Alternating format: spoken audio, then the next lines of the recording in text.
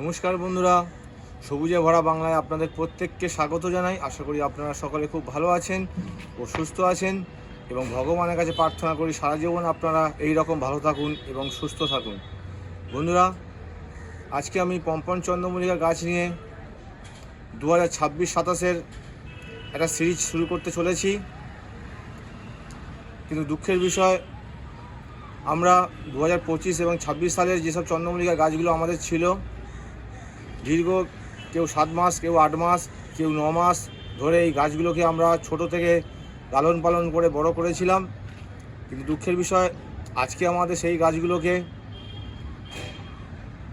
Cutting করে দিতে হবে। কারণ এই মাদার গাছগুলো থেকেই আমরা 2026 এবং 27 সালের যে সিরিজ শুরু করব বা যে গাছগুলো আমরা বসাবো, এই মাদার গাছগুলো থেকেই আমরা সেই চারাগুলো তৈরি করতে পারবো। তাই জন্য বন্ধুরা, খুব কষ্ট লাগবে যে গাছগুলোকে আমরা দীর্ঘ এতদিন ধরে আমরা লালন পালন করেছি, সেই গাছগুলোকে আমরা আজকে নিজেদের হাত দিয়ে কেটে ফেলবো। সেটাই আমার কাছে খুব আজকে দুঃখের বিষয়। তাই বন্ধুরা, এই গাছগুলো না কাটলে আমরা এই গাছ থেকে এপ্রিল মাস বা মে মাস বা জুন মাস যে যখনই লাগান এইসব গাছগুলো, তারা ঠিক সময় সেই চারাগুলো তৈরি করতে পারবেন না। কারণ এই গাছ নার্সারিতে আসতে দীর্ঘ সময় লেগে যায়।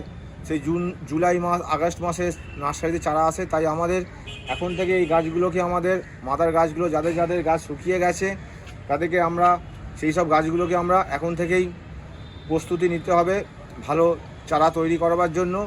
তাই বন্ধুরা, চলুন আমরা দেখে নিই কীভাবে এই গাছগুলোকে আমরা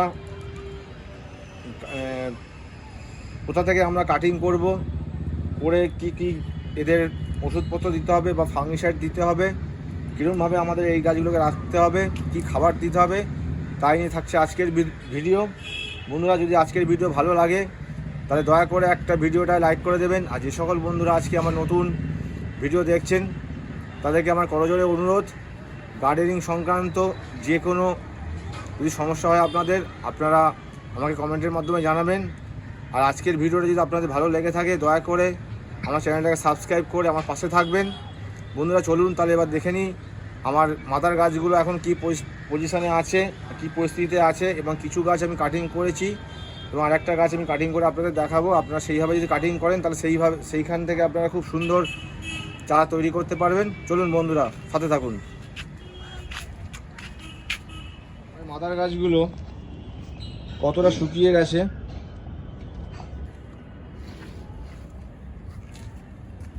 দেখুন। এই একটা গাছ, এবং এই মাদার গাছগুলো আস্তে আস্তে সব শুকিয়ে গেছে দেখুন। আর একে এখন আর রেখে দেওয়া ঠিক হবে না। দেখুন, সব মাদার গাছ শুকিয়ে গেছে দেখুন।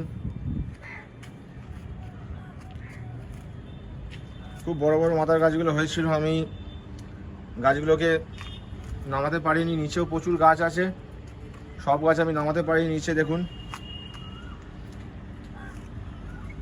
এই পরিস্থিতি আপনাদের যদি মাদার গাছগুলো হয়ে থাকে, এবার এই গাছগুলোকে আপনারা প্রুনিং করবেন। কীভাবে আমি দেখাচ্ছি বন্ধুরা, একটু সাথে থাকুন। দেখুন বন্ধুরা, আমি এখানে কিছু মাদার গাছ প্রুনিং করেছিলাম। এইগুলো অ্যানিমন প্রজাতির গাছ, সাদা এবং হলুদ। আপনারা জানেন এই গাছগুলোতে আগে থেকে ফুল এসে যায়, তাই শুকিয়েও গেছে খুব তাড়াতাড়ি। দেখুন, আমি প্রুনিং করেছি এবং আস্তে আস্তে এর ব্রাঞ্চও বেরিয়ে যাচ্ছে। কিন্তু এখন এই ব্রাঞ্চ থেকে আমরা কাটিং সংগ্রহ করতে পারবো না, কারণ এখন এই ব্রাঞ্চে থেকে হালকা হালকা কুড়ি ছেড়ে দেবে।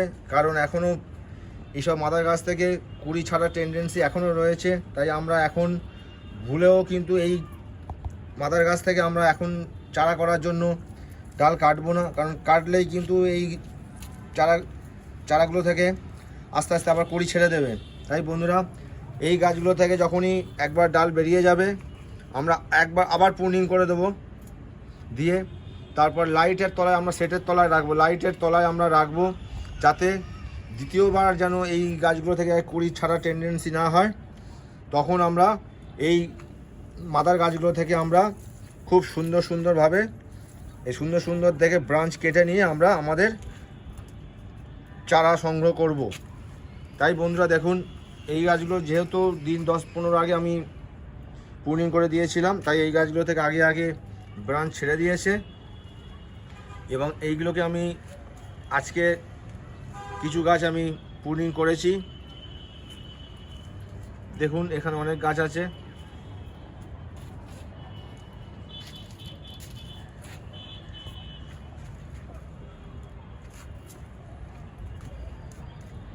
দেখুন আমার ছাদের চারিপাশে শুধু মাদার গাছ ভর্তি রয়েছে বন্ধুরা, অন্ধকার আচ্ছন্ন হয়ে আসছে। এই বন্ধুরা আমার ছাদে ভর্তি এখনও মাদার গাছ রয়েছে, দেখুন চারিপাশে গাছ রয়েছে। এবং আমার যেহেতু এটা কারখানা আমি ছাদের মধ্যে করি, তাই নিচে আমাকে গাছ সাজাতে হয়। এই নিচেও এখন প্রচুর গাছ রয়েছে। দেখুন এখানে আপনারা দেখাতে পাচ্ছি কিনা, দেখুন নিচে এখানে আমি দেখাচ্ছি, নিচেও প্রায় প্রচুর গাছ রয়েছে, একদম ওই মাথা অবধি দেখুন অনেক গাছ, এখনও প্রায় 40টার উপর গাছ নিচে রয়েছে। দেখুন নিচে গাঁদা গাছ পাছ সব রয়েছে, ডালিয়া আছে। দেখুন ওই দিকটাতে দেখুন দেখা যাচ্ছে একটু দেখুন ওই সব গাঁদা রয়েছে, অনেক গাছ। ওই পাশেও পিটুনিয়া আছে।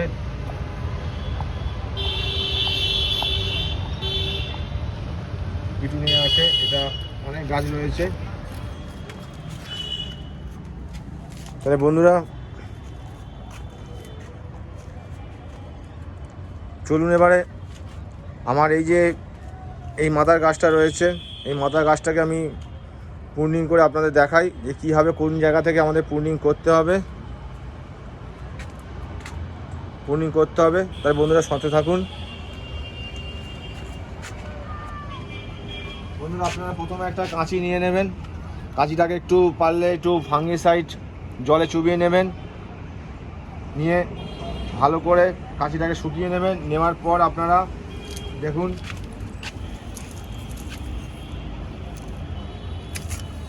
এইভাবে আপনারা কাটবেন। আপনারা সকলেই জানেন যারা চন্দ্রমল্লিকা গাছ করেন, আবার কিছু কিছু নতুন বন্ধুরা আছে তাদেরকে দেখাবার জন্যই এই প্রুনিংটা করছি আমি।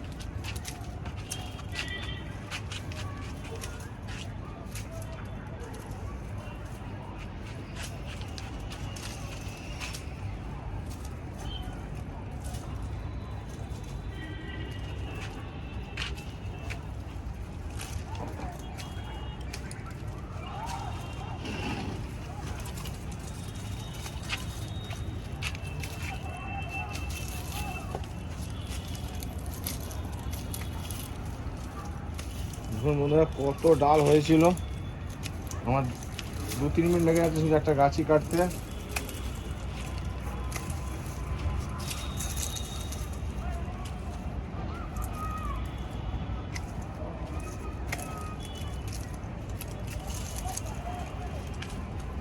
দেখুন বন্ধুরা কিছু কিছু ফুল এখনো অবধি টাটকা রয়েছে।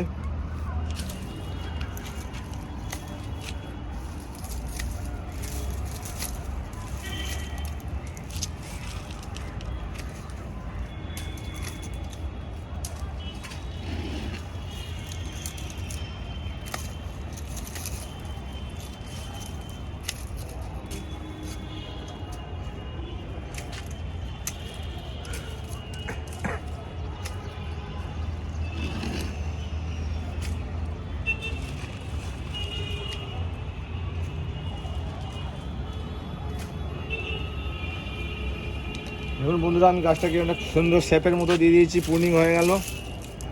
আপনার শুকনো পাতা পাতা যা থাকবে আপনারা ভালো করে পরিষ্কার করে, এরপর আপনারা কালকে, এখন সন্ধ্যা হয়ে গেছে বলে আমি এতে ফাঙ্গিসাইড দিচ্ছি না, কালকে আমি যতগুলো গাছ প্রুনিং করেছি